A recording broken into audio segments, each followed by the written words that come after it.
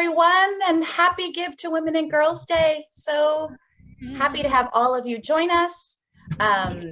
Really excited about the opportunity to launch the day, and would love to hear from you in the chat to learn where you're joining us from and who you're supporting today for Women and Girls Day.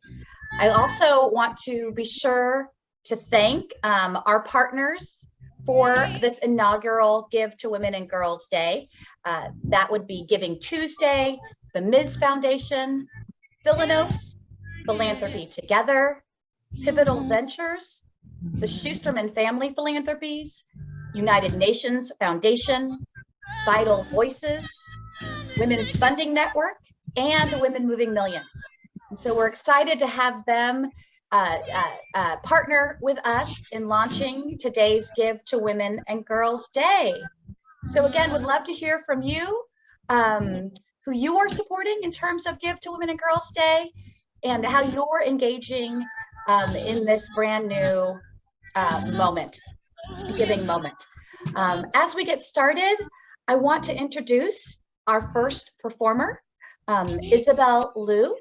She is a 17-year-old student, writer, and activist, and she's joining us today from Taipei, Taiwan.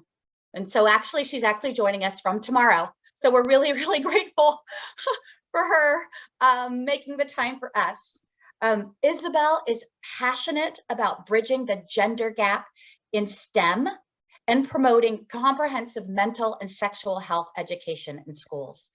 In addition to being a Girl Up teen advisor, Isabel also serves as a community ambassador for Code with Clossy. Isabel hopes to study computer science, political science, and journalism in the future, and is dedicated to creating a better future for gender minorities around the world.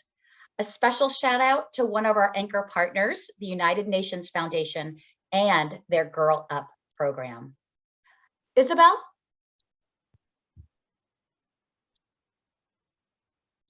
Thank you. Oh, thank you so much for the introduction. So yeah, my name is Isabel, and today I'm going to be reading one of my poems titled A Girl, about the power of female solidarity. Can everyone hear me all right? Okay, perfect. I am not much. A girl, an image, a few strands of molecules as Rosalind proved, but I have a voice. Boys whisper when they see me, look, say, there's the girl with the big ideas. I met a girl. Together we are a scene.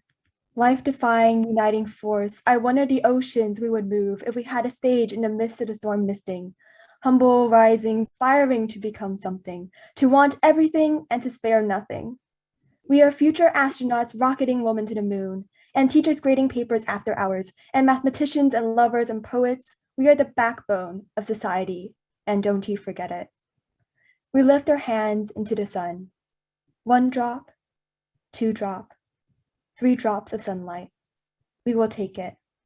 We have been taught about divides in history, among men, among children, among all of us humans, as women. We have been taught that there are only so many seats at the table, and if we have to take a seat away from another woman to make space for ourselves, so be it. We have been taught to enter the door quickly, so it doesn't realize it let us in. But I promise you, if all of the doors shut you out, I will lead you through mine. It leads to a garden. It is small. There are bugs and there are weeds that cannot be rooted out, but it is ours. There is more of us now, an army, a commotion. Cause for change, we stretch the length of our arms to the tips of our fingers and make wings from tatters. There is a storm. 1,000, 2,000, 3,000 drops. We will dance in it, throw coins into the wishing well. I am not much. A girl, an image, a molecule among molecules, but together we are a movement. Thank you.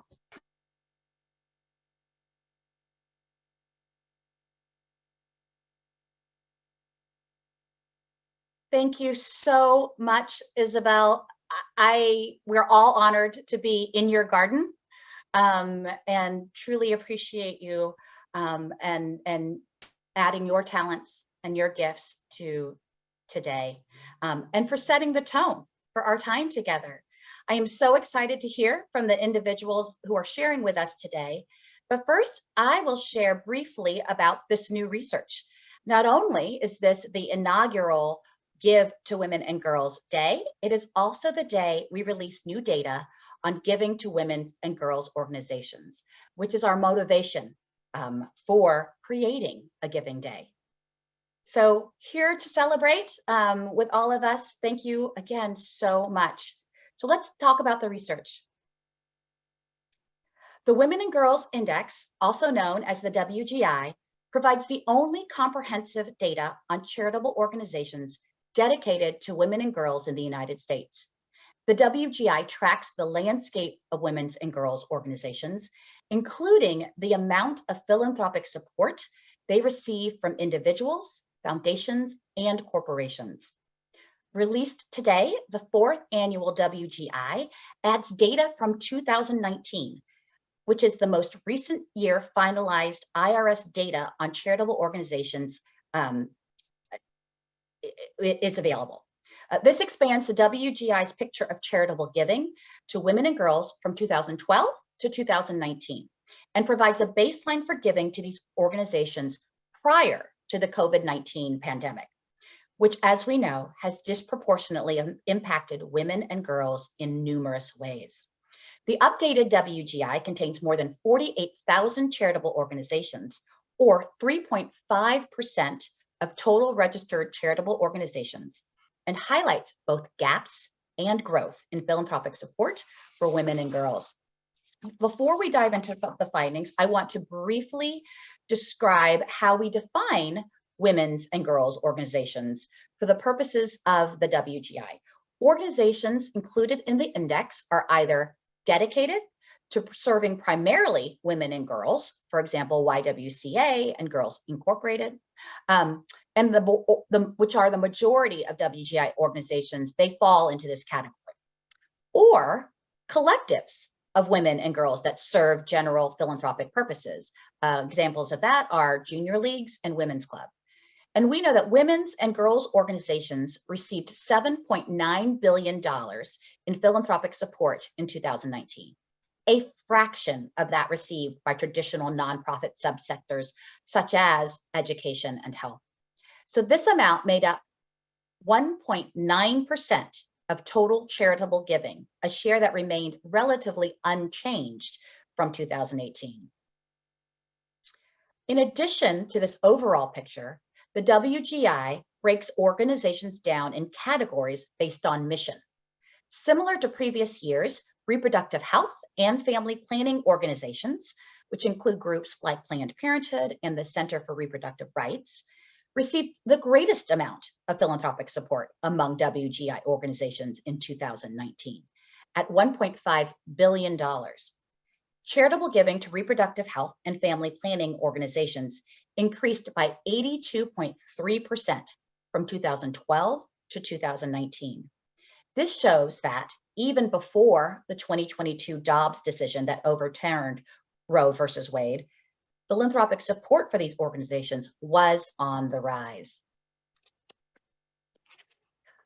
And although they receive a smaller amount of charitable giving, gender equality and employment organizations, which include groups like the National Women's Law Center and Catalyst, experienced the largest increase in philanthropic support among WGI organizations from 2012 to 2019 at 119.4%.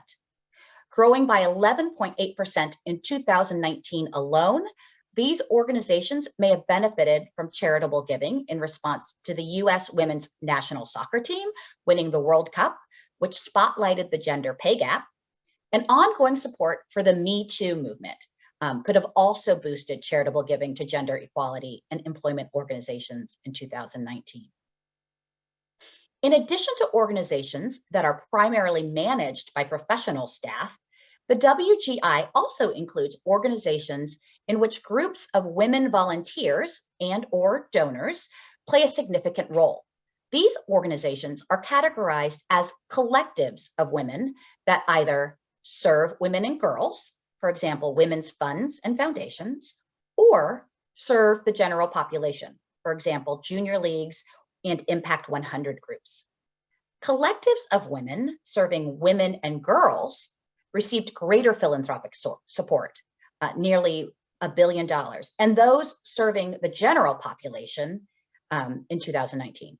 Charitable giving to collectives of women serving women and girls also grew more than twice as quickly at 58.6% as those serving the general population at 26.5%. And that was from 2012 to 2019. And issues affecting women and girls have received increased attention in recent years, but charitable giving to organizations addressing these issues lags behind. Fundraisers and nonprofit leaders should use this information as a central case for supporting women's and girls' organizations. The numbers presented here provide a pre-pandemic baseline for charitable giving to these organizations. And research has shown the pandemic reversed progress on gender equity. Fundraisers and nonprofit leaders should communicate that donors' support is even more urgent now, since women and girls need additional resources to make gains coming out of the pandemic. Finally, the resources on GiveToWomenAndGirls.Day and womenandgirlsindex.org can assist in raising funds for women's and girls' organizations and finding an organization to give to, today and every day. So thank you again for being here today. Please drop any questions that you have in the chat, whether they are for me, for our WPI team, or for any of our contributors that we will hear from during this hour. And so without further ado, let's move from the research to the reactions to the research and to Give to Women and Girls Day. So let me stop share and bring our panel along. And so I want to ask each of our panelists to introduce themselves and then answer this question. What's the first thing that comes to mind when you hear the fact that consistently, since the WGI launched in 2019, less than 2% of charitable giving in the United States goes to women's and girls' organizations? In light of the research findings, why is a campaign for giving to women's and girls' organizations important? And I want to start with one of our anchor partners, Mona Sinha, who chairs and leads our Women Moving Millions. Mona? Thanks, Jeannie. My reaction to that is it's completely unacceptable, and we have to change that pattern, which this day is hoping to do. At WMM, we launched during COVID our big, bold campaign called Get Bold, Get Equal. And we have successfully galvanized over $140 million towards women and girls. So I'm hoping in your next research report that 1.9% is going to go up dramatically. And what we have found to be the secret sauce has been collaborative giving.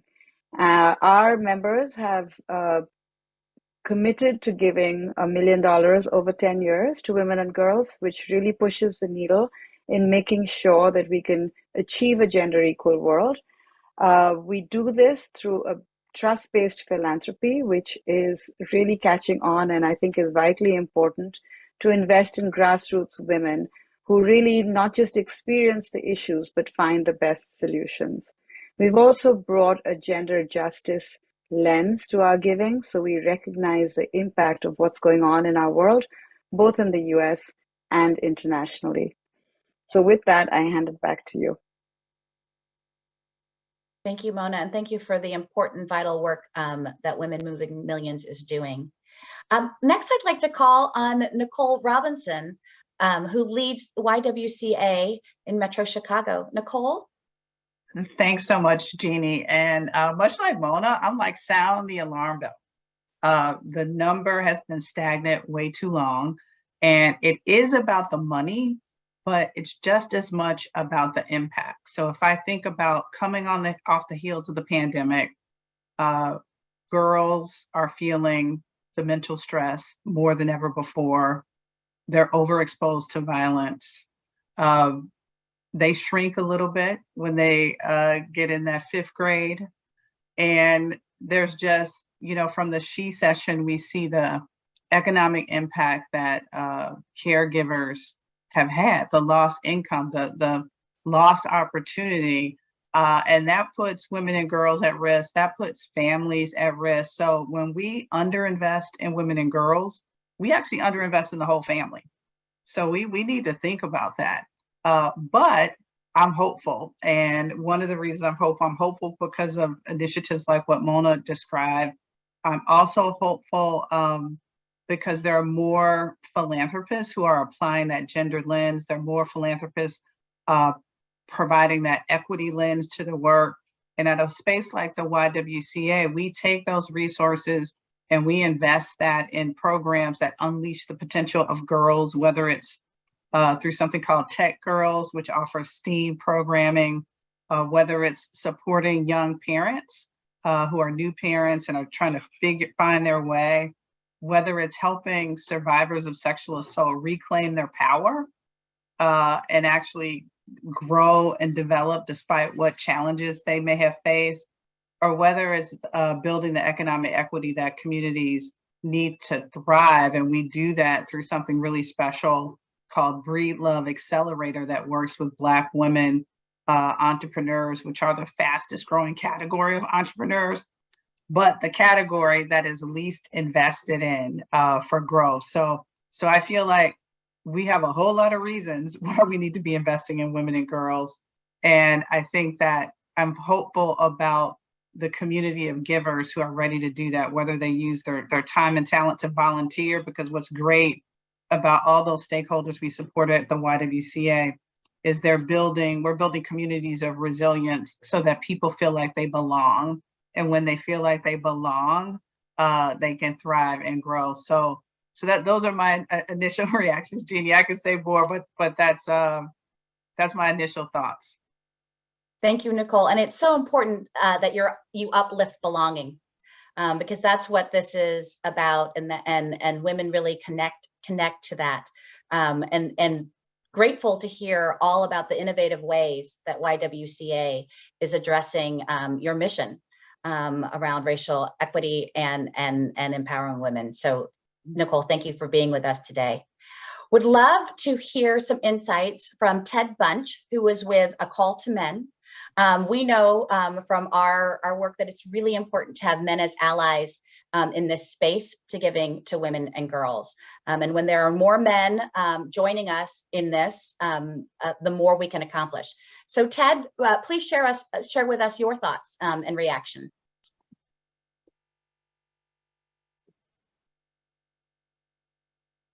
You're on mute, Ted. Sorry. Thank you so much for that intro, Jeannie, and thank you, Nicole, and the others before me for what you've shared. I'm honored to be here with you all today. So when you ask what's the first thing that comes to mind, there's so much that comes to mind, okay? Dismantling the patriarchy is the first thing, right? That if we're looking at this less than 2% of resources going to women and girls, we have to really look at whether it's that, or whether it's violence against women, or whether it's opportunity, whether it's the pay gap, whatever it is, we really have to look at it through the lens of a male-dominated society and the collective socialization of men and of manhood, and how we pass that down to our boys, because there are these privileges and entitlements and norms that are just passed down from one generation to the next. And so men and boys really need to challenge that. So what we're taught as men, and this is really where this shows up in all of these different spaces, is that, and we call it the man box, right? It's a term that we've coined over 20 years ago, this man box. And you can imagine all the things that go into the man box. I think that women get even a clearer sense of what that is even than men do, because we're just on remote control, where women have to navigate that man box in ways that men don't always have to.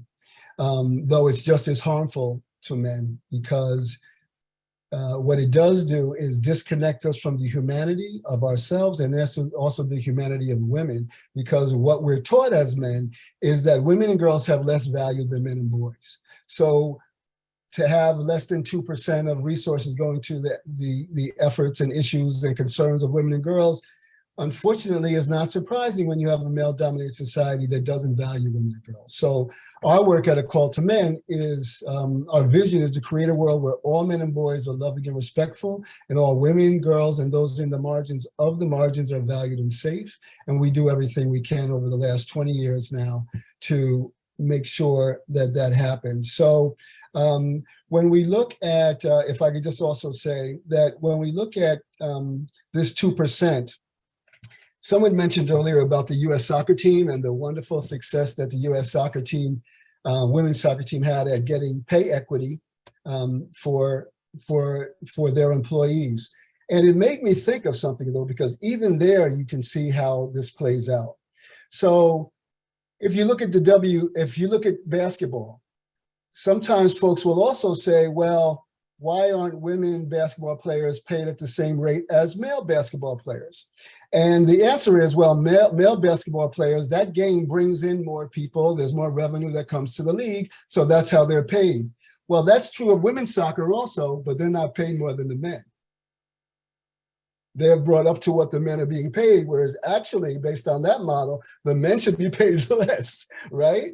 If we're talking about dollar for dollar, what you bring to the table. So these lenses of male dominance, women and girls being of less value than men and boys, women and girls being the property of men, of being sexual objects, that's really what your interest should be. If you're a man living in this man box, we pass that down to our boys, that there should be a lack of interest, actually. That's what we're taught, that you should have a lack of interest in what happens to women and girls, unless they're the women and girls in your life. And then you can have much more interest, but that leans into the issue of property, that they belong to me and that I'm expected to protect them from whom? From other men. We're not protecting them from other women. We're protecting them from other men, if we're thinking about protection. So it really is unpacking all of this really dismantling this patriarchy and how harmful it is to all of us, because that same system, those same belief systems are also why we tell our boys to stop crying at 4 years old. And then when you get to my age, you're worried about dying of natural causes related to stress, though, right? We're living about 6 years less than women because they're all connected. So these rigid notions of manhood are harmful to women, girls, the queer community, but also men and boys. Thank you for the important work you're doing in this space. And you're right, Ted. I mean, it's the idea of allowing us to move from, supporting women and girls so they can merely survive in a world that wasn't built for them, to a world where they can thrive. And so we're so excited to have you partnering in this important work. Thank you so much. We look forward to hearing more from you. Want to invite now Cindy Levy to comment on the research. Cindy, you come with such an interesting perspective as a journalist and an author of Together We Rise and co-founder of The Meteor. Would love to hear your reactions.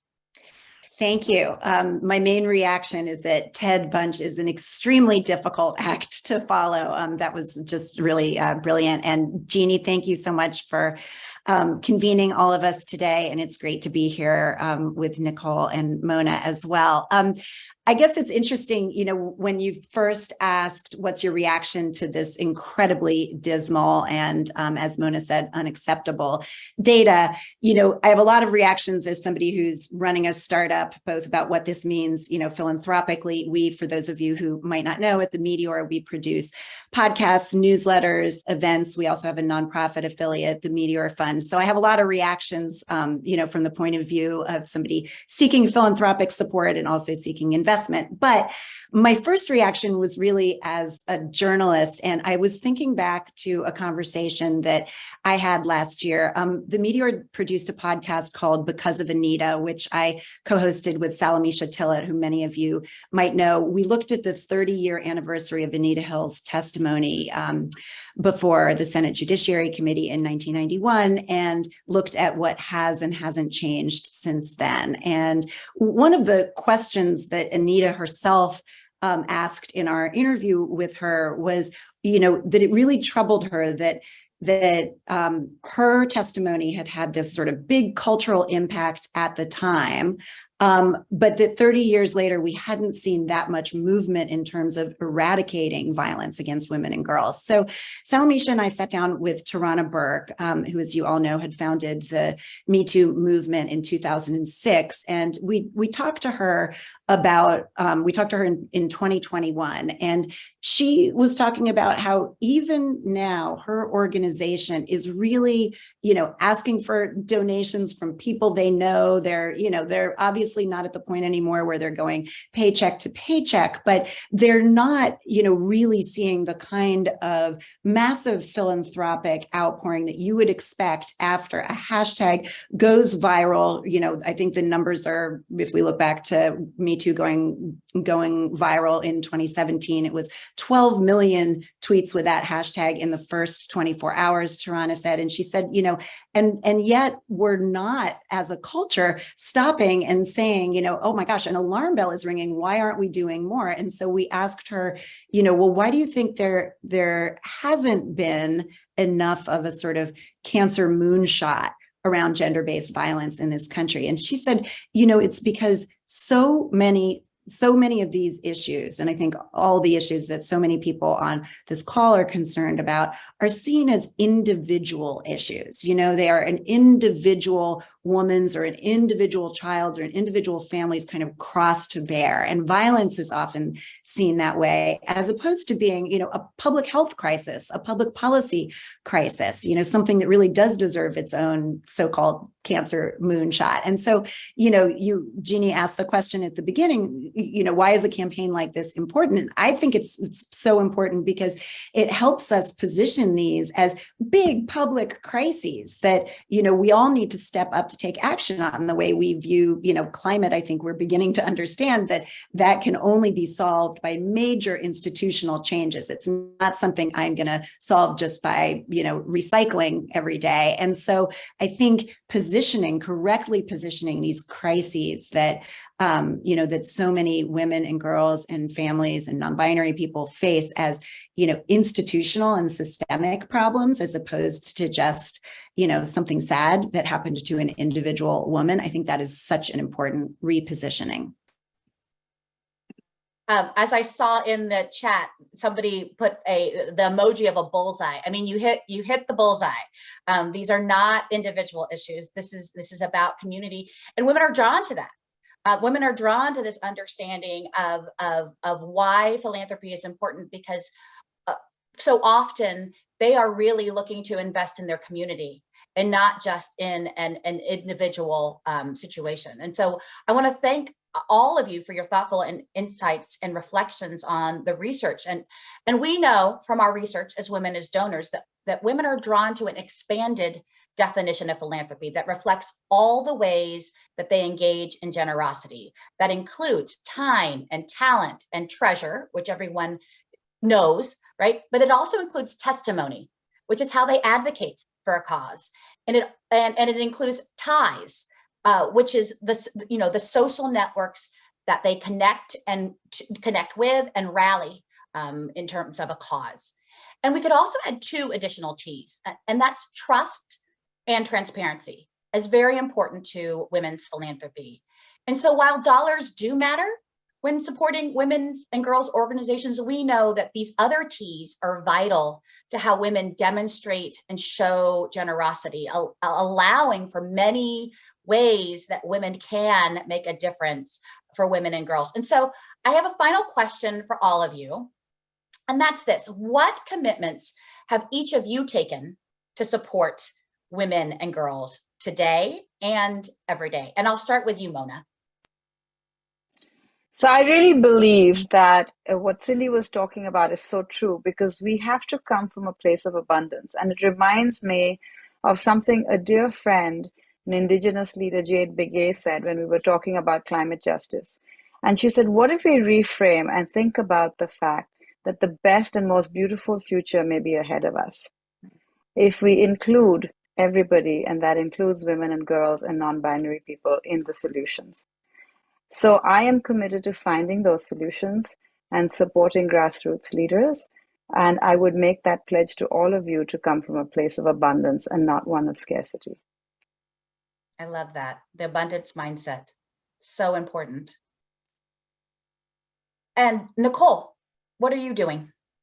Absolutely. Well, I'll comment personally and professionally. Personally, I'm a part of a giving circle and started one in my area a few years ago, because I just feel like we have to build the ecosystem that supports women and girls. The YWCA is part of that ecosystem.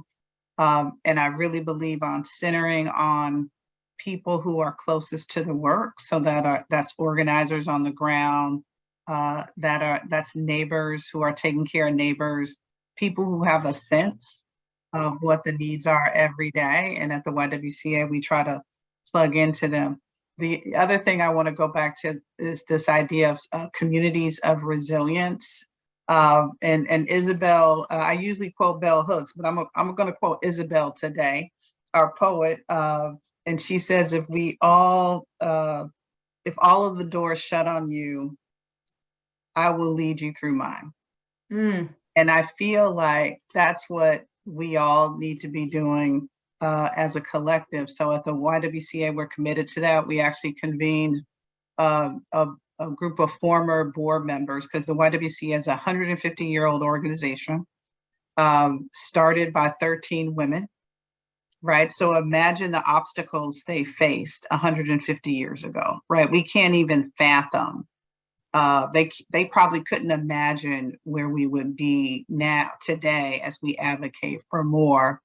And those board members reflected on different points in time and where they are. And our mission around eliminating racism and empowering women, the eliminating racism part didn't start at the beginning of those 150 years. It started in 1971. So a little over 50 years ago.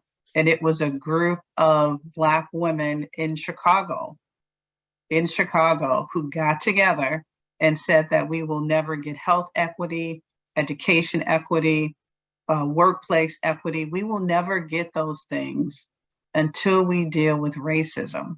And they advocated for that. They took it to a national conference with thousands of other women across the YWCA, a room multi-generational. So all ages, women on college campuses, and they voted to adopt this mission.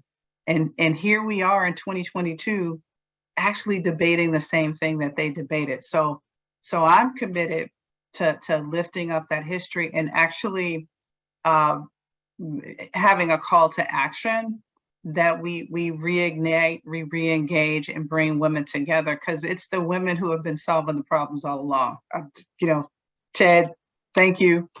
But I'm going to say we've been carrying the torch and I want us to be able to continue and do that work. So thank you for letting me share. Thank you so much, Nicole. Abundance mindset, resilience, community. What I heard from you, Nicole, was evolution. Really understanding the intersectionality of all of this and how it affects women. And I know Ted has something to say about that, intersectionality and interdependence. So Ted. Thank you. And thank you again, Nicole. And thanks for the thanks, but I don't think that we deserve a cookie for doing the right thing, right? That this is what needs to be done. And the work of a call. So personally, I support women's-led organizations and grassroots organizations in particular in my community. A Call to Men was founded on the belief that women's rights, that violence against women in particular was a human rights issue. Before starting A Call to Men, I ran the largest domestic violence program in the country for domestic violence offenders for then Victim Services is called Safe Horizon now. The work has always been around making the world a better place, but it then moved to really looking at that, and Tony Porter, the other co-founder of the organization, along with myself, has a TED Talk from back in 2010. And he says at the end of the TED Talk that the liberation of men is directly tied to the liberation of women. So in order for us to really embrace each other's humanity, men have to, because we're further from humanity, the experience of humanity, than women are. We're further from that. And as a collective group, men are. So our work is really around supporting work that's around promoting healthy manhood. We know that as we increase and promote a healthy and respectful manhood, we decrease and prevent domestic violence, sexual assault, pay inequity, all those social ills, homophobia, heterosexism, they go away. School shootings, all of those things go away. So we also have systems of accountability to women. That's one of we have 7 guiding principles, and one of them is systems of accountability. Actually, our first board, for the first 10 years of, now, first 8 years of our organization, we only had all-women board. And now we continue to have systems of accountability, and some of the folks who are on our advisory board are people you might know, like Kimberly Crenshaw just recently joined. Formerly Eve Ensler, is on the board. Gloria Steinem is on the board. Jana Turner Meyerowitz, who's on this call, is on the board. So we have systems of accountability to women, and that keeps us really making informed decisions, because, and this is the last thing I'll say, we do this work for the men on the call in particular as an invitation to men, not an indictment on manhood. We're all swimming in the same water. In the same way we do our anti-racism work, it's an invitation to white folks, not an indictment for being white. That it's not about calling somebody out as much as calling someone in, right? So those are really important tenets. But it's also about accountability, and that we really need to, that it needs to be accountability with each other as we continue to learn and build from each other, and that we're all on this process. So that's really where our work is around supporting what's happening to women, is really supporting is really moving the needle around humanity. We just launched in a Call to Men Films with our first feature film, which is called Intentionally Erased, which focuses on transphobia in the Black community. It's really focused on embracing the humanity of Black trans women. And it's going to be used as a model for all communities, because it's not just about transphobia in the Black community, it's transphobia in all communities. And most of the folks perpetrating violence or discrimination against trans women look like those women because they're in the same community.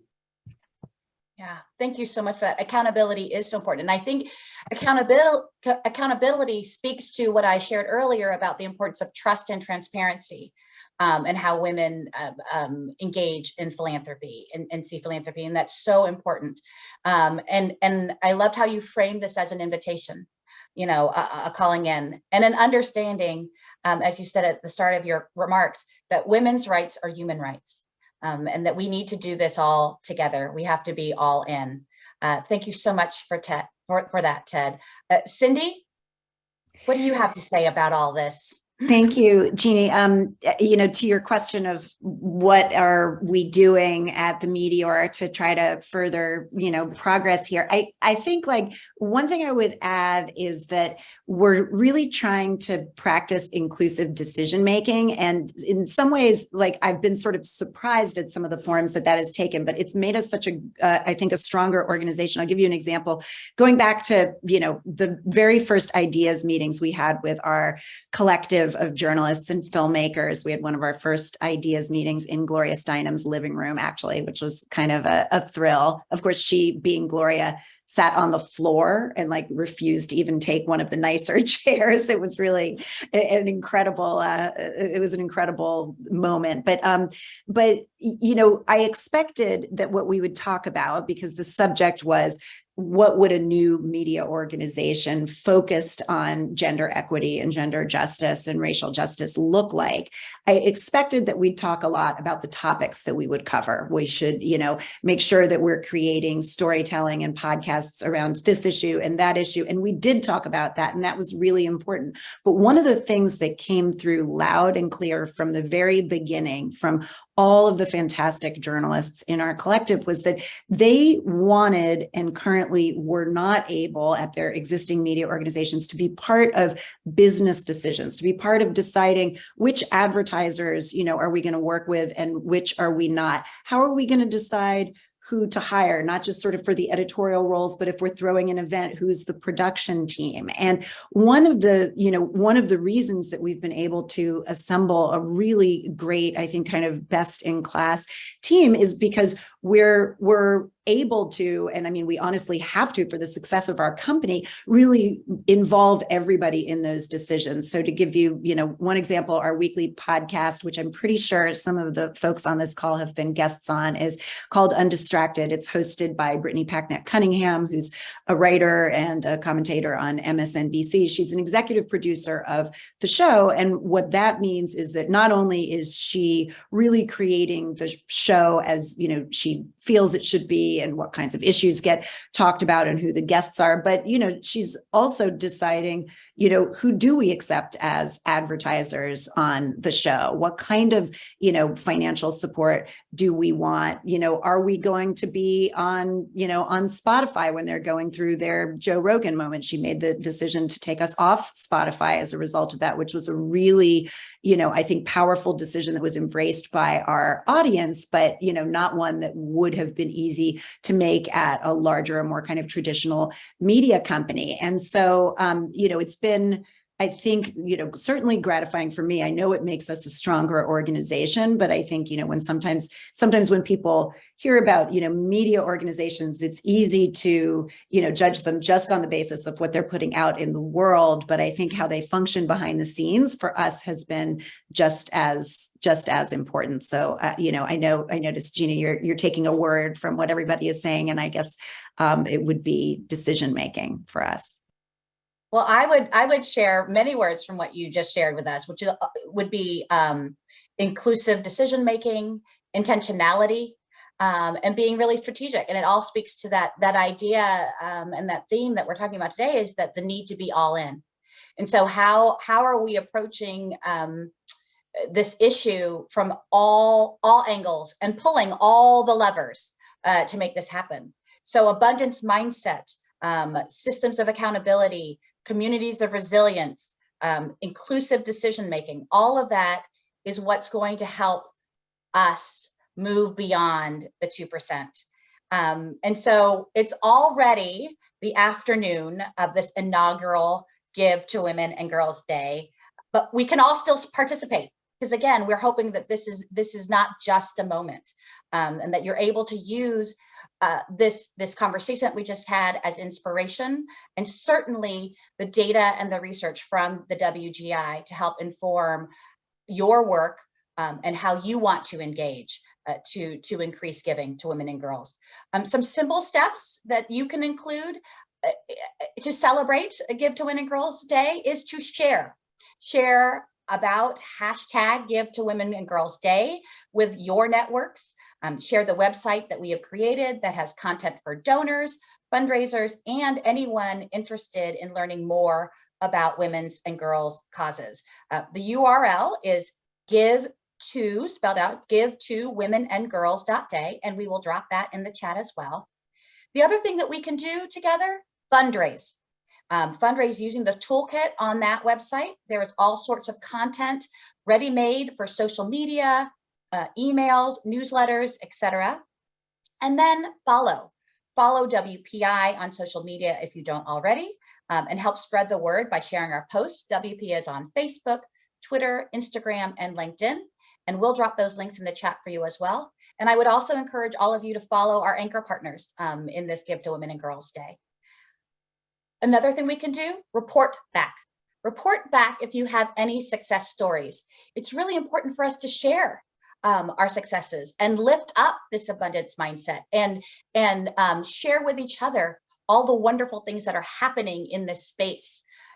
This can be dollars raised, but it can also be stories, telling one person about the importance of giving to women and girls, seeing a volunteer project, etc. Things that you've seen that have worked. What we love to net weave as women. And so hearing these stories is really important for us to share. So we'd love to hear from you. And the last thing is remember that the research WPI does can help you raise funds for women's and girls today and every day. So mark your calendars for next year and use our work to more effectively identify and connect with donors who care about this important area of philanthropy. And together we can all grow giving to women and girls. And so with that, I'd like to turn the mic over to Morgan Wood. Morgan Anita Wood has been singing, dancing, and acting since she was 3 years old. She is originally from Indianapolis, Indiana, and received her BFA degree in musical theater from Otterbein University. She is currently starring in the role of Eliza on the And Peggy tour of Hamilton.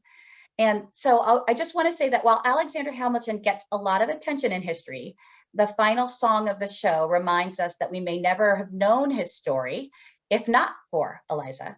And in that song, we can also learn of her fierce commitment to philanthropy and her own philanthropic legacy. So we're so excited to have Morgan join us, and I want to thank her for celebrating with us today. Morgan Wood.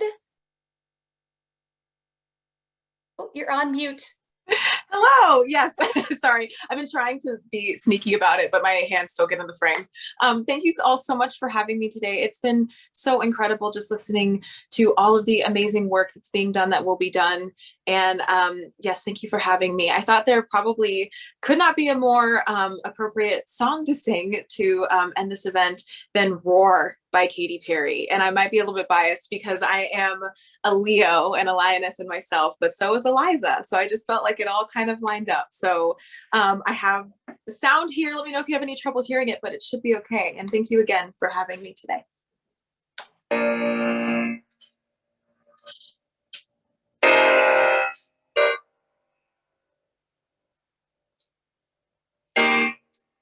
I used to bite my tongue and hold my breath, scared to rock the boat and make a mess.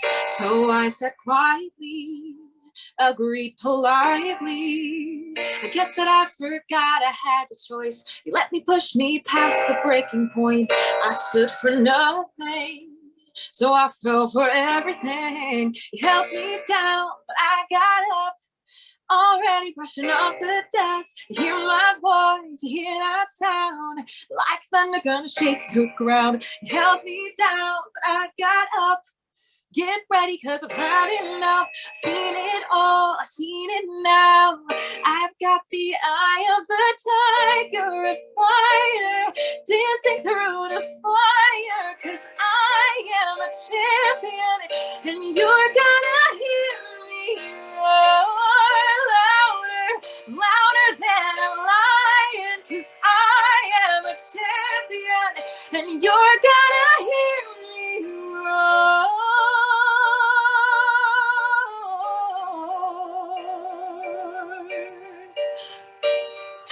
Roar, roar, roar. I got the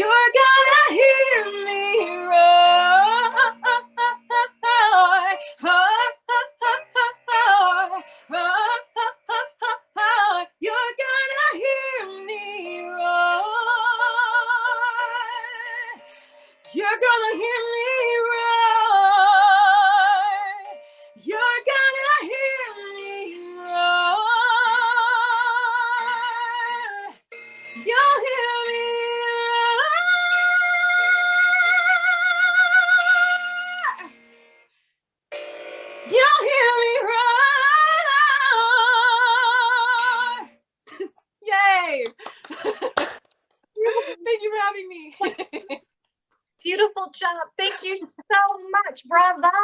Brava to you, Morgan.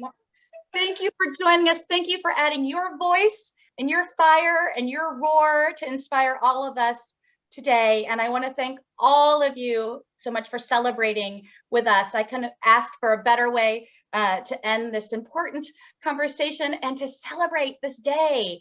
So let's all join in roaring and light a fire to Give to Women and Girls Day. So please stay in touch.